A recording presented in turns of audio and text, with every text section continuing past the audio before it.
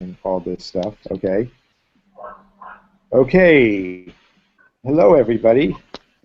Nice to have you all with us again in this next session of our MOOC called New School Creation. We have a crew with us tonight. My name is Larry Rosenstock. I am sitting in Seattle right now. And first, I'm going to introduce from the fine city of Boston, Dan Wise. Dan, would you please introduce yourself? Sure. So my name is Dan. I currently work at Tufts University's Center for Engineering, Education, and Outreach, which, in addition to being a mouthful, does a lot of work around studying and reforming engineering education and training teachers to be able to do it well. And a lot of the philosophy of the place really aligns with High Tech High and its vision. So I'm also representing as a former High Tech High teacher. So I will be happy to speak about the Bonanza and anything else. Okay, good. And then Lillian Sue next up. My name is Lillian Sue. I am the school director at High Tech High Chula Vista, which is our southernmost campus, just a few miles away from the Mexican border. And director is another word for principal here at High Tech High. I'm also a former school leadership resident with the Graduate School of Education here and a former teacher in Oakland, California. Great. And Melissa Agadello. Hi, my name is Melissa. I currently serve as Dean of Students at High Tech High Media Arts. I have had the pleasure of having been a classroom teacher in sort of regular non-charter schools for about 13 years, and then I spent a few years in the classroom at High Tech High before moving into being the dean. Right. And Isaac Jones. Hi there, my name is Isaac Jones. I'm the director here at High Tech High North County, which is in San Marcos, California. We're about half hour, 45 minutes north of San Diego. Before joining the staff here in North County, I was a chemistry and math teacher at High Tech High in Point Loma, and before that I taught many years in New York City. Great. Okay, thanks. And Patrick Urich, our Master of Technology. Would you like to introduce yourself? Hi, my name is Patrick Urich. I am the co-instructor with Larry Rosenstock of the New School Creation MOOC, and I am sitting in my house in sunny San Diego. Okay, great. All right, so I am going to begin with a few questions that you've all asked, and we're going to spend some time with them, and then we will perhaps have some other looser conversations amongst ourselves, and we're going to go as long as it takes. It'll probably be less than an hour. For those of you who are in totally different time zones in the middle of the night, that's what you can anticipate. The first question comes from Tony Hemming in Charlotte, North Carolina. Thank you, Tony, for sending this. And it is, what do you think about hiring teachers who are excited and committed to your vision, but whose work has always been at schools that don't employ similar pedagogy? Can old dogs learn new tricks? Well, I certainly hope old dogs can learn new tricks personally, and most people, of course, do come from schools that have a different pedagogy than we do. And there's Steve Elizondo. So while you are, so those of you on the group already, will you consider your answer to that question? A very, very good one from Tony in North Carolina. And Steve, you've joined us. Up. Okay. He pressed the wrong button. Oh, there he is. Okay, good. Hey, Steve, would you introduce yourself? Hey, how you doing, Larry? Hi, everybody. Steve Elizondo from High Tech Middle Media Arts. Okay. Very good. Good. All right.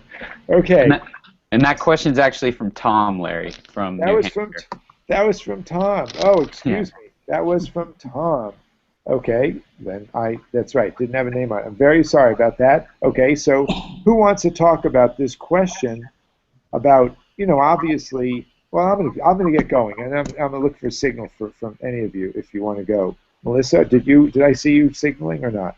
Sure, Yeah? I mean, but you go ahead. I'll go after you. I'll just say this. I mean, one thing that we think about, some people come to a bonanza, which you're going to hear a lot about, which is the process, and hopefully everybody at this on our panel here will mention what the bonanza means to them.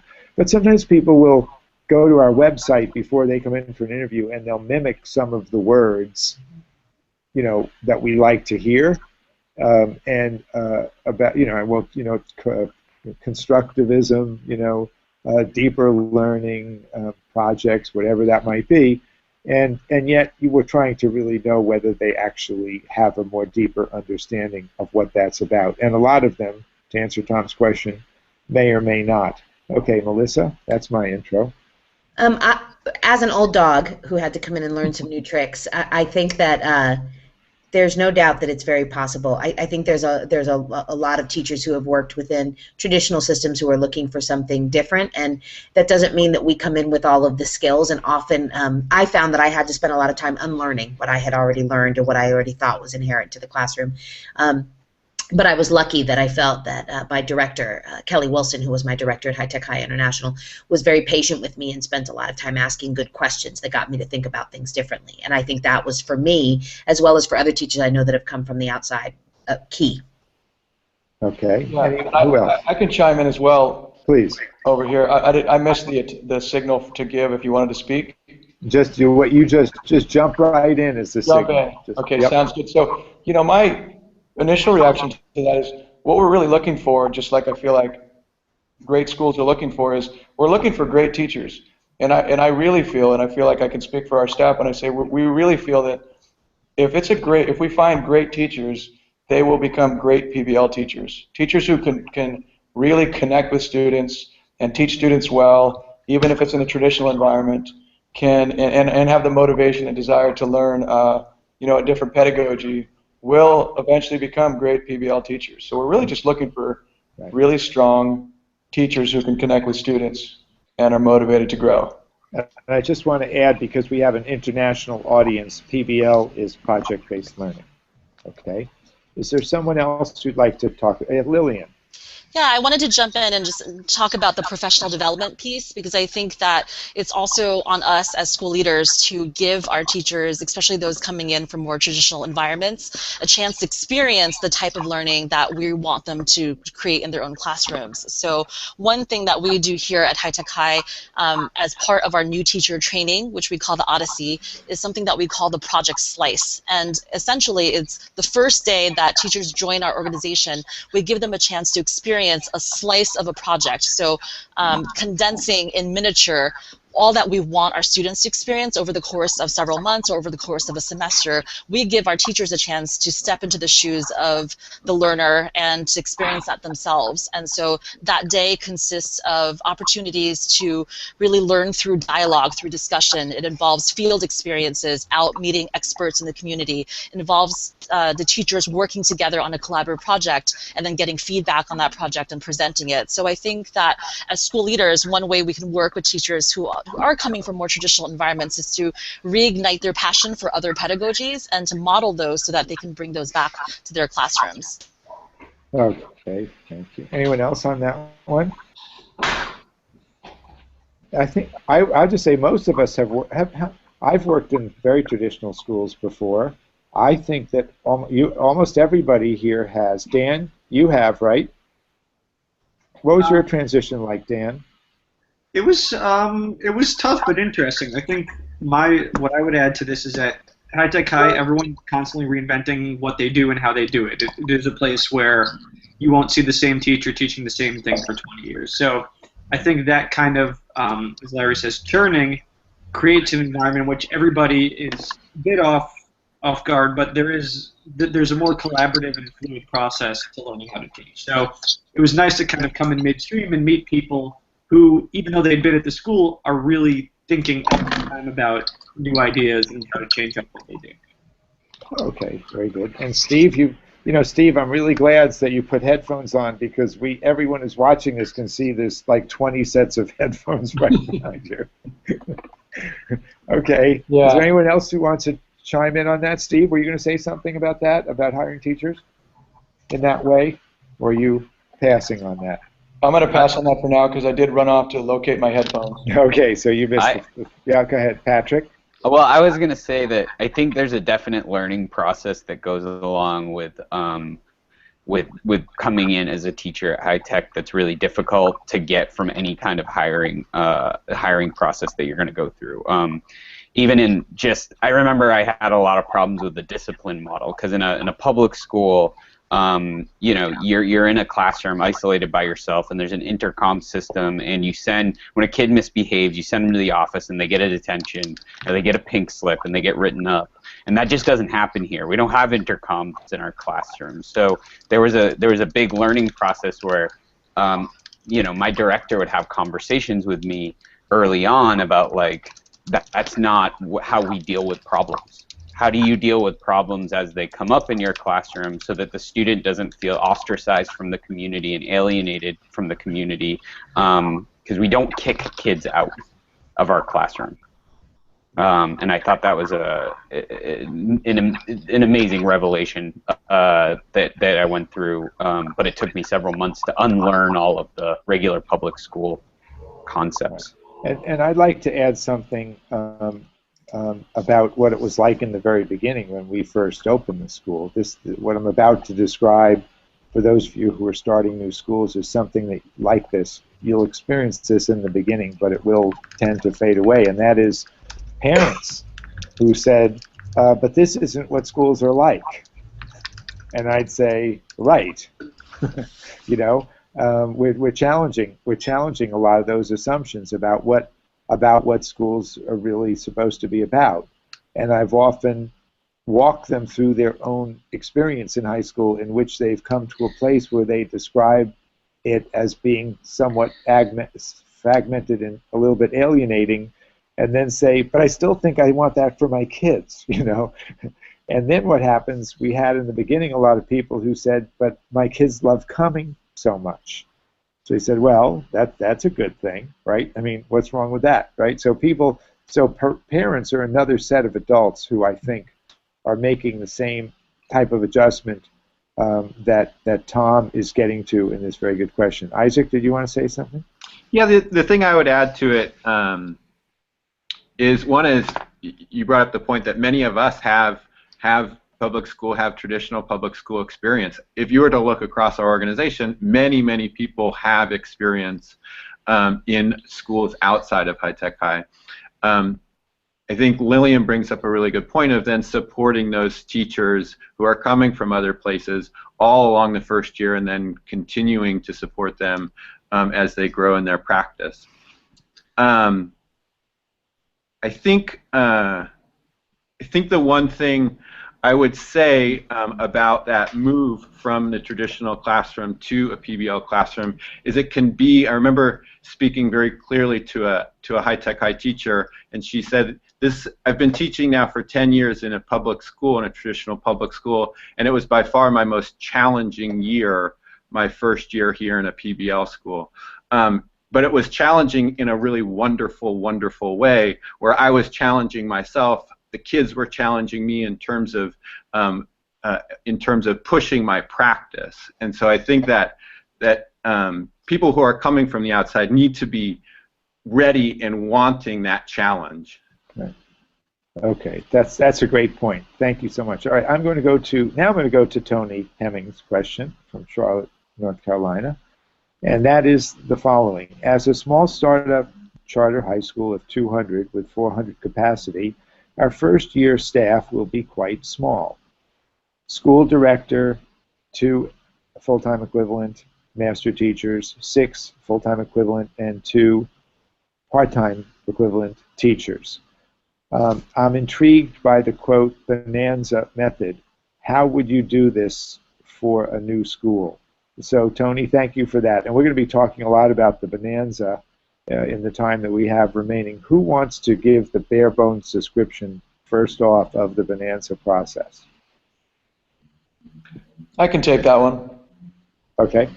Hey, so thank you.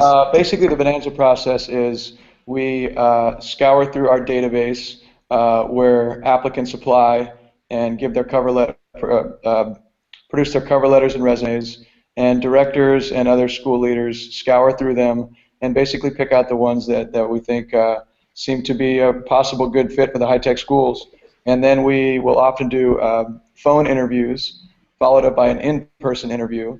And if that teacher still seems like a possible suitable candidate for our schools, we will invite that teacher in along with anywhere from, say, 3 to 12 other teachers to come in on the same day and teach hour-long lessons in some of the different classrooms in our schools, and also be interviewed by groups of and individual teachers and groups of students. And then at the end of the day, pretty long day, at the end of the day we compare notes and have some discussions about, again, who we think might be a good fit for our schools. In addition to what I mentioned, we have breakfast and lunch time where teachers can come when they have a little break and mingle with the teaching candidates. So we try to get as full a picture as possible in one day. Okay, before anybody else jumps in, Steve, what about the contribution, since you're running a middle school, what about middle school students' contributions during those bonanzas and the benefit of them, or lack thereof, or the validity of them? Yeah, that's a great question. You know, I think that they certainly are valid. And they're valid for a couple of reasons. One is I just feel like kids have such a good innate sense of who really cares and who they can connect with. And so students, that's one of the first things they talk about. Like, I feel like I could connect with this person. I feel like this person, I'd be able to tell this person some things that I'm having some struggles with. And that's a really nice indicator. And then secondly, it gives our students a really good chance to be leaders, because it is a leadership opportunity for students. And students step up and they feel really proud of being a part of that process. Okay. So it's really twofold. Thanks. And the students derive great benefit, and they have some strong insights. Melissa, do I see you there, ready to jump in? Can't hear you. Melissa, you're muted. You're muted, Melissa. Oh, so she can't hear us Do because it? she's muted. Oh, okay. There you go. Oh, okay, very good. Good. No, I didn't have anything else to add. I was just leaning back. Oh, okay, good. Okay, does anybody else want to say anything about the bonanza? Dan, you went through one.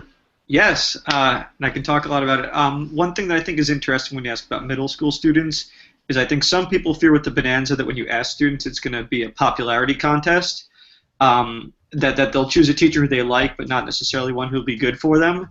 And I found the opposite, actually. Like, I've been surprised seeing this process both at High Tech High and in my former school where we did something similar, how often the kids will sniff out people who may be, you know, trying to be sort of friendly with them, or basically someone who seems to have no substance in terms of teaching them. So I would just add that regardless of age, I found the kids have been pretty good about choosing good teachers. Larry, you're looking confused.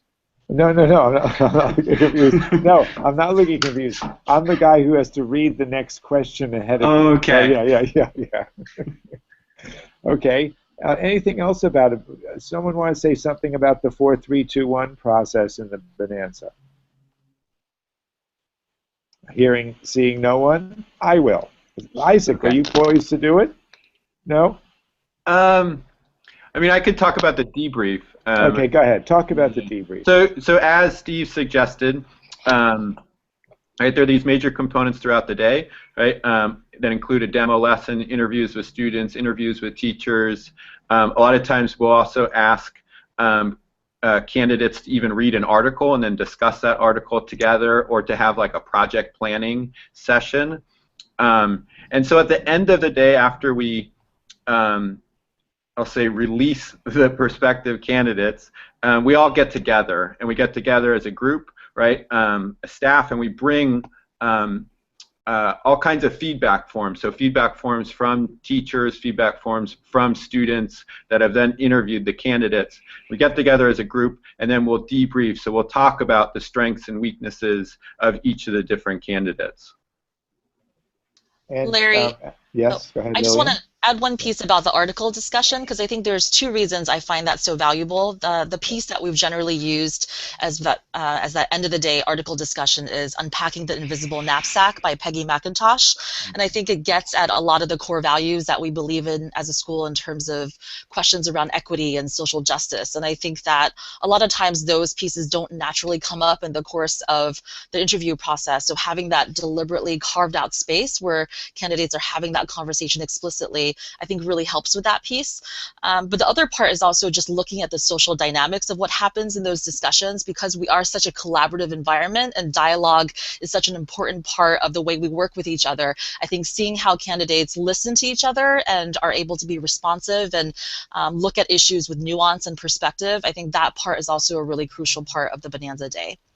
Very helpful. And also, you know, we have a saying, hire for disposition, train for skill.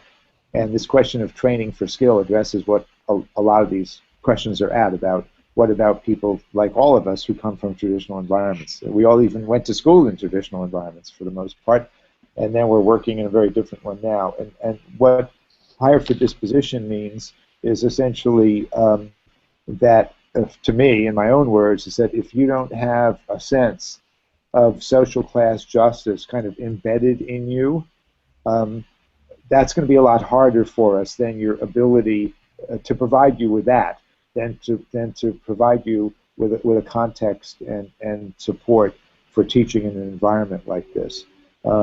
Because we live in a society which mispredicts based on gender, race, ethnicity, social class status, standardized test scores by any measure possible, and we really would be not interested in somebody who thought that that was a good idea. Okay, and so we're trying, that is something I feel that we're trying to find out early on, and are less concerned about what type of environment they taught in before. Anyone else on that one?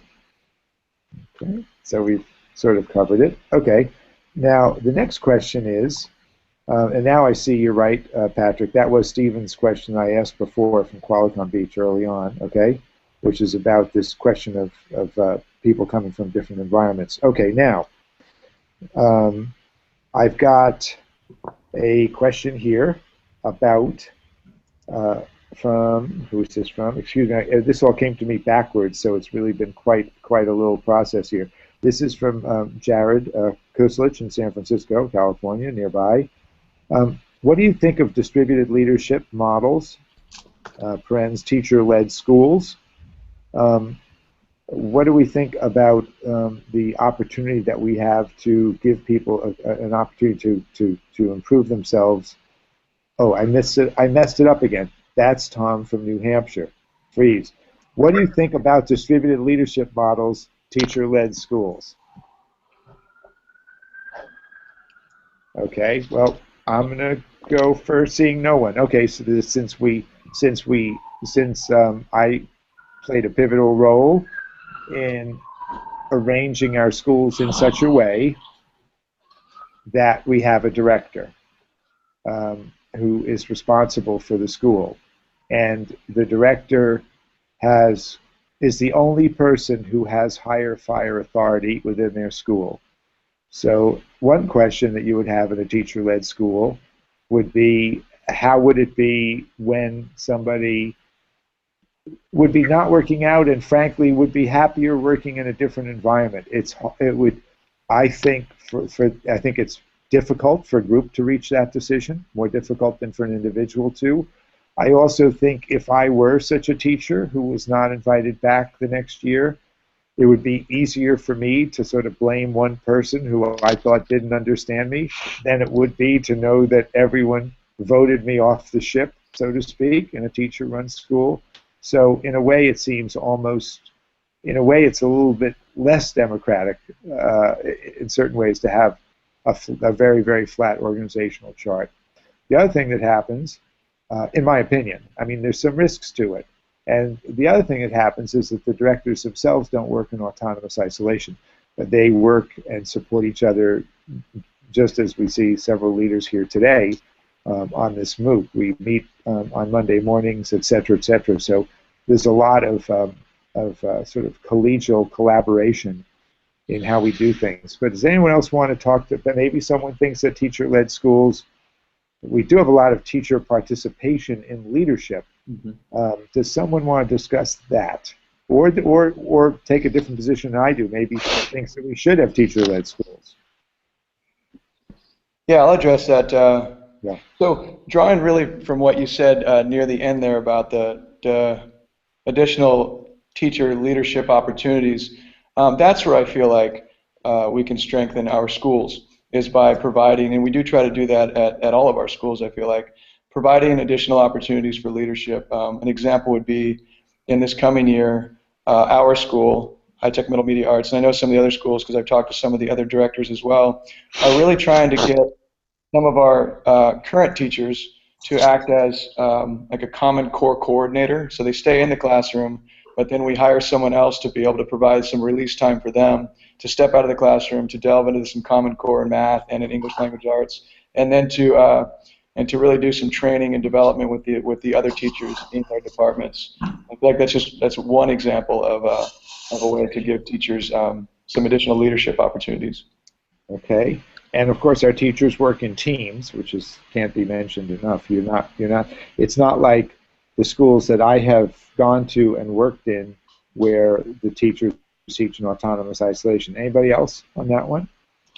Yeah, I would just bring up that we do have lots of opportunities for teacher leadership, and many decisions at our schools are led by teachers. So things like the calendar, things like PD, many aspects of our school are very much teacher run, and I think many of those teachers have actually now gone through kind of our graduate school of education in either the teacher leadership or the school leadership programs, and so I think they're huge supports in terms of leaderships amongst our teachers.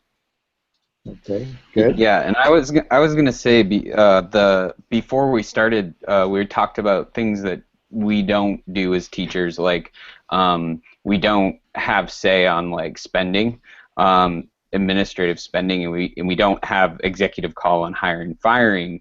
But and I'm a big fan of the Summerhill School and like the freedom education movement, and I really like that democracy disbursement model, but then again, at High Tech High, because we're not spending a lot of time conducting community meetings, we're actually focusing on projects that we're doing. It frees up our time to focus on kind of the amazing work that we're doing with our students, as opposed to trying to come to consensus.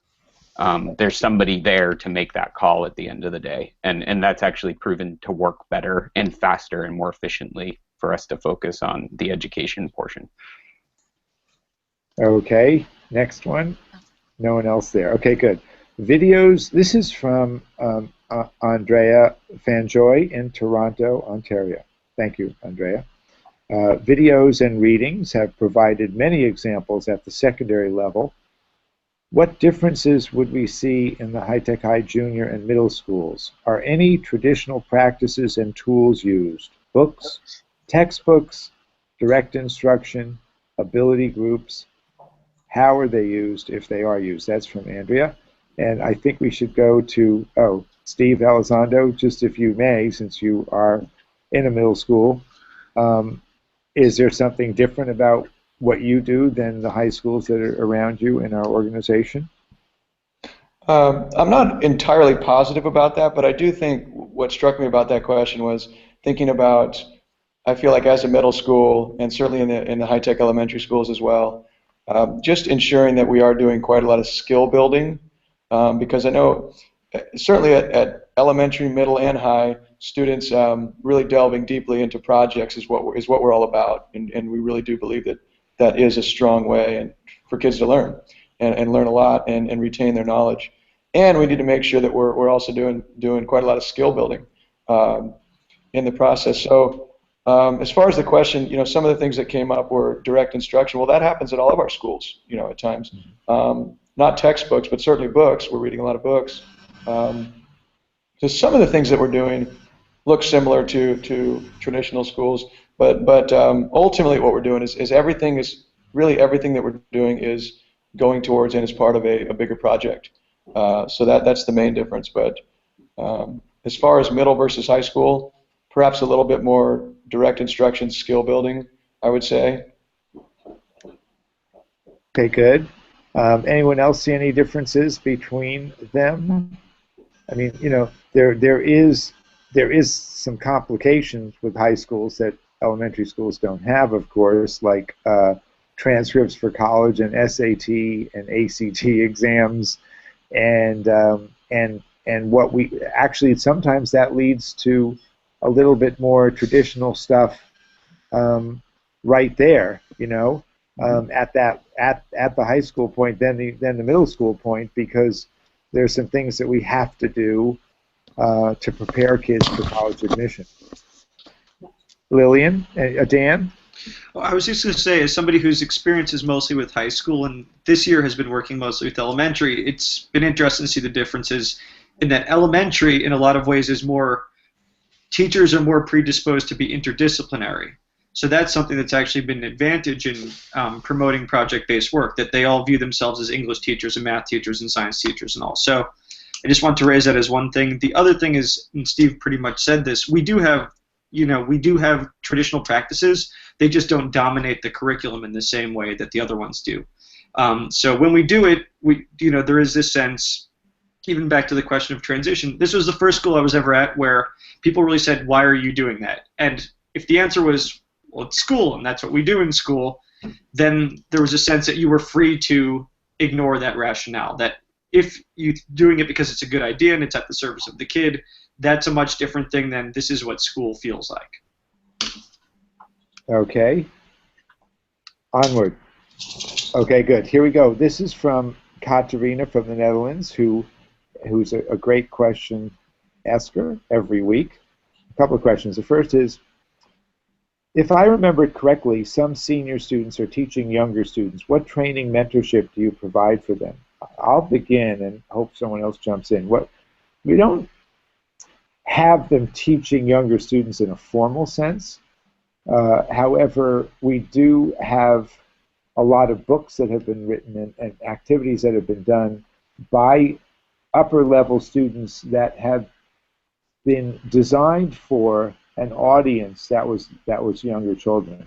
And we've also had a lot of younger children come through our high schools to see the work that older students have done and have had conversations with them about the work. So in terms of the relationship of exhibition of projects, yes, I've seen a lot of that happening where older students are explaining their work and younger students are looking as something to look forward to and expect when they reach an older grade. But other than that, there's nothing really. Is there anything formal that I'm missing? Anybody else want to mention? Yes, Lillian. So I wouldn't say it's necessarily formal, but a lot of because our elementary school is right next door, a lot of our high school teachers actually will do collaborative projects with the elementary folks. So we have one 9th grade physics class right now that actually has a group of first graders who are their clients, and they are designing night lights for the kindergartners. And so they're working together in terms of having an authentic audience from the students' perspective in terms of just working together across the grade levels. We also have had 12th grade students work with younger students on writing poetry and helping the students critique the poetry. So I think there's a lot of cross-grade level collaborations, but not necessarily that formal training piece. Okay, very good. All right. And Steve. Oh, Isaac and then Steve.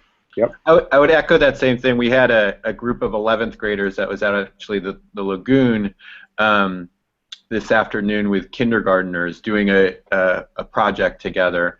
And in addition to the kids working together, also the teachers will cross-collaborate. So we have a project tune between high school teachers and elementary school teachers going on tomorrow as well.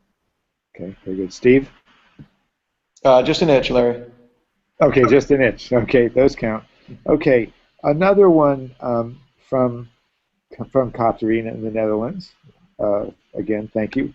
How do you stimulate teachers to keep on innovating their teaching practice, which is a really great question. We're going to be talking, we have one more question after this, and we're about halfway done. And what we're going to go into in the latter half, or less than half, is going to be descriptions of some of the processes and protocols that we go through. One of the things that I really like about project tunings in particular is the supposition that you're not doing the same thing every year. That's why you have to have a tuning. There's an underlying notion that you're not, as they say, have 20 years of experience where you repeated the first year 19 times. The other thing about it, sometimes when we're doing a project tuning, I feel that there's another issue, which is not just tuning the proposed project is something that should have preceded that, which is the incubation of the project in the first place, because you might be tuning something that's not really worthy of being tuned. So does someone else want to talk about this question of teachers refreshing themselves and keeping their practice alive? Yeah, I'd like to speak to that. You know, when you asked that question, it immediately made me think that that goes back all the way to the hiring process, I feel like. And again, really trying to hire high-quality teachers who are just not going to be, really not going to be happy until they're continually pushing themselves. So obviously a lot of our teachers are teaching really great projects, and they're the ones who are continually wanting to make it better and better and better. So I feel like so much of that innovation comes from within, that fire from within, and if we can do a good job of hiring and trying to find those people who really think like that and want to continue to push themselves, that's huge. And then what you said, Larry, about the project tunings, that's a great way for other teachers to see other projects. And because we're really fortunate as an organization to have so many great, brilliant teachers that we're seeing their work, and then that fires us up and motivates us to push ourselves also. And a lot of times we'll draw from different ideas from different teachers within our school. Definitely hear about projects going on at other schools that can inspire us to do some similar work and do some collaboration across schools. But again, ultimately, just to restate my initial point, just about we really have to find those teachers who have that fire within to want to continue to innovate and continue to get better. And that's why the walls of our schools look like artifactoriums of all these great collections of what went before that was done by other students. So, okay, I see that Melissa is poised, and then Lillian.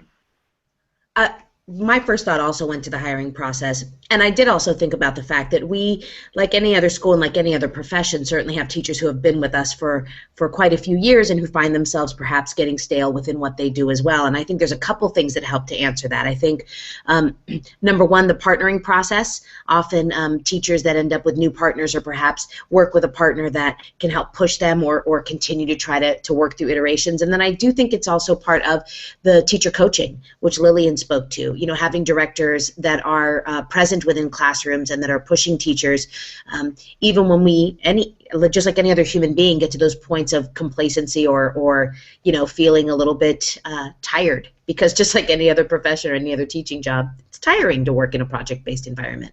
Mm-hmm. Great. Lillian? I would also add that just giving teachers constant opportunities to step into the shoes of learners is so helpful.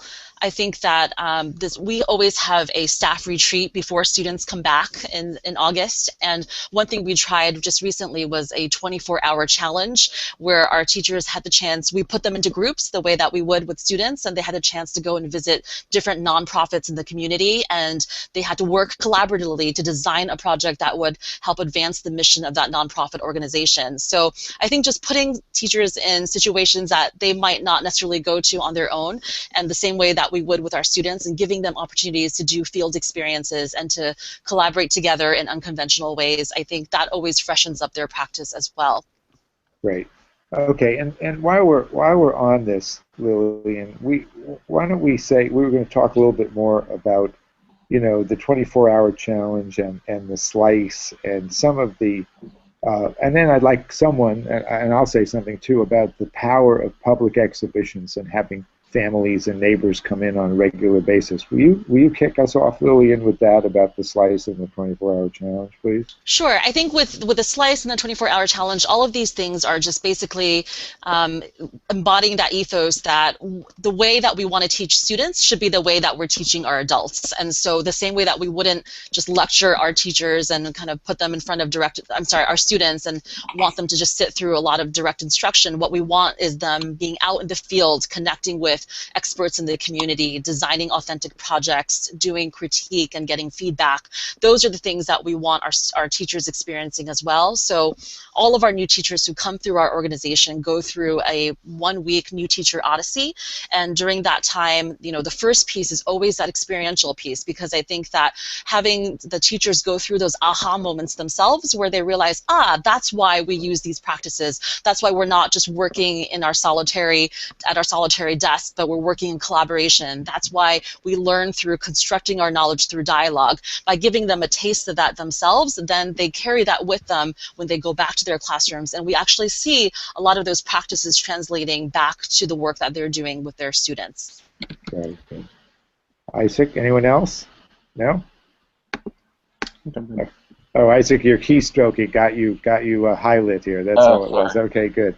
Okay, then as we're sort of winding down, I think that we have a question that's kind of a curious question from Dan in Philadelphia.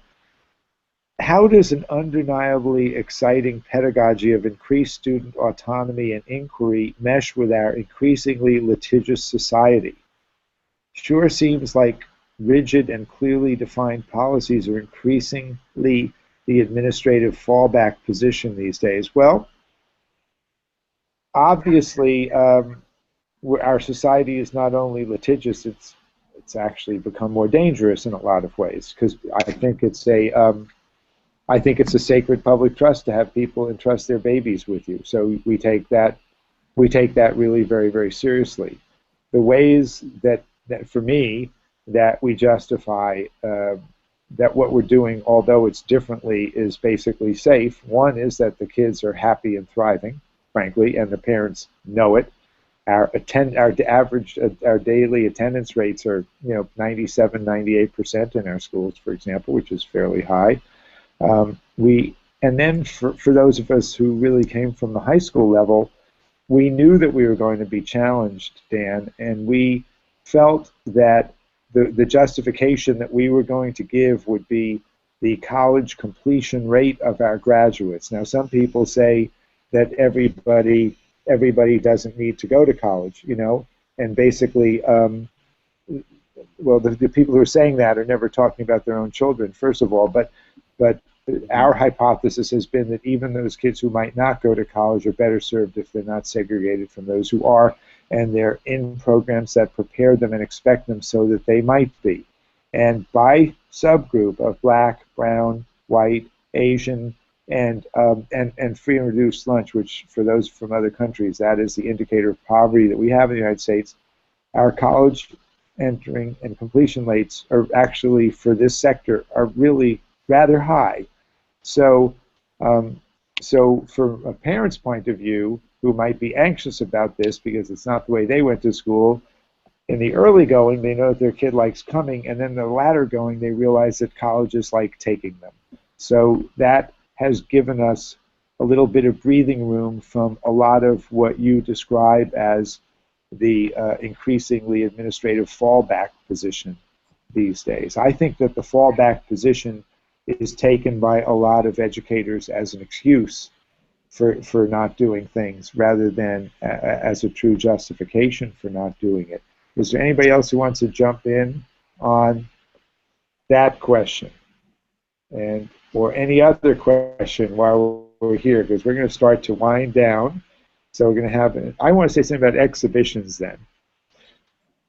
Because people have asked some questions about new teacher preparation and what it's like making the transition. I think that the exhibition is very important because if I am a new teacher and we have these nights where hundreds and sometimes thousands of people come, parents, uncles, aunts, neighbors, cousins, and I'm standing there with my students and their work, and everyone's looking at Dan's classes work, and everyone's looking at Lillian's classes work, and everyone's looking at Melissa's classes work, and everyone's looking at Steve's classes work, and everyone's looking at Patrick's classes work, and they're not really, that impressed with my class work. You just have this experience of just like the way they measure museum use is like wear and tear on the carpets before exhibits and in kids' museums and smudges on the glass by kids' hands.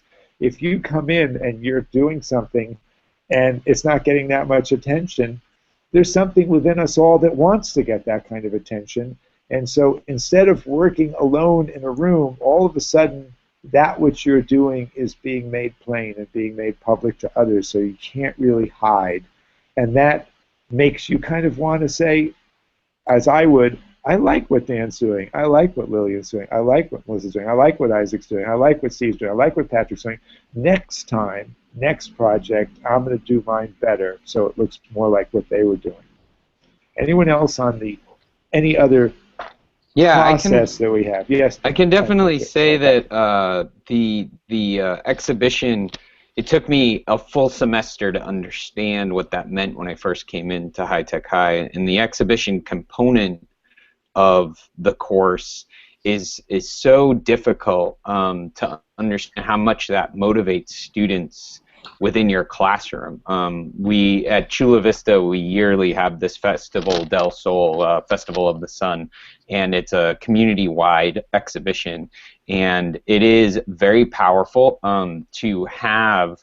I mean, so we have like 400 600 students in the school, and we have about all of them bring family members and have to bring family members to this exhibition. So, you know, yearly we have this over 1,000 people kind of like storm the school in this exhibitable thing, and it's breathtaking. And it's all around student learning in this way that makes the education so central. It says so much about our school to be able to see the education come alive in this central way, in a way that you don't usually see at a school. Usually the education is kind of an afterthought, or the next thing that you think about.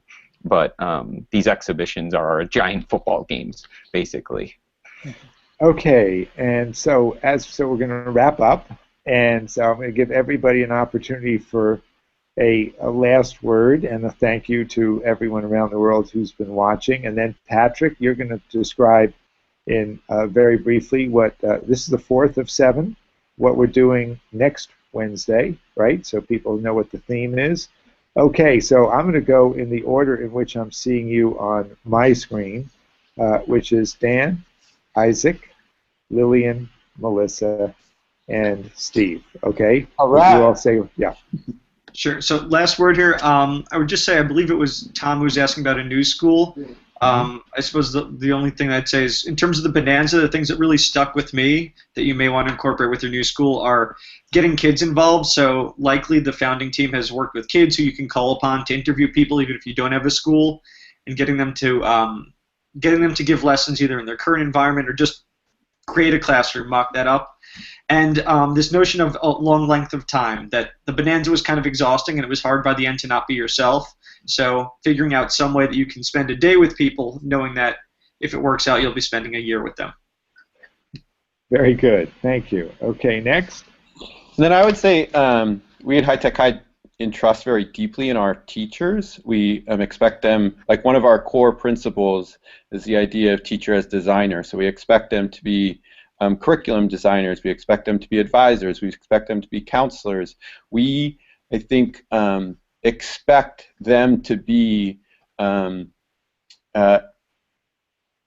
challenge them to the point that if it's not working out, it becomes very clear very quickly. And so that's what I think is really important, is just that we as administrators and as school designers are giving our teachers the responsibility that they deserve. Very good. Thank you. Next up, Lily. Sure. For me, I think about the words of one of our dear colleagues, Ron Berger at Expeditionary Learning, who really talks about appealing to that curious learner in every teacher. And I think that going back to that first question about how to help teachers who are transitioning from traditional places into settings like ours, I think it's about reminding them again about what the significant learning experiences have actually been in their own lives and how they can cultivate those for their students by, again, giving them a chance to step into the shoes of the learners themselves and re-experience that wonder in the experiences that we cultivate for them as school leaders. Very good. Thank you. Melissa? Melissa has her sound off. Muted. Sorry, did it again. Okay. I think one of the things I always think about when I'm looking at the people around me that I work with is how to create a culturally democratic group of people who work together towards really doing what's right for kids. And doing that not necessarily from our own perspective, but from a shared vision of understanding each other and where we all come from. So I don't know. I guess that's what I've been thinking about sitting here. So. Very good. Thank you. Okay, Steve? All right, I'm going to wrap up my part in a very touchy-feely kind of way. You know, I think so much of this is about just truly loving kids. And I know maybe that sounds kind of obvious, but back to the hiring piece, we really need to identify teachers who are there because they truly love kids and want to help kids. The number one thing that comes up on our biannual surveys, we give anonymous surveys to our students every year at right around winter break and then at the end of the year. And the number one thing that they love about our school is the teachers, and they say that over and over. You know, the best part about this school is the teachers. I was able to connect with the teachers. I'm able to, they're always willing to help me and things like that. And that really resonates with me. So, love the kids. Great. Good. Okay. Thank you. And so, Patrick, so a couple of words about next week.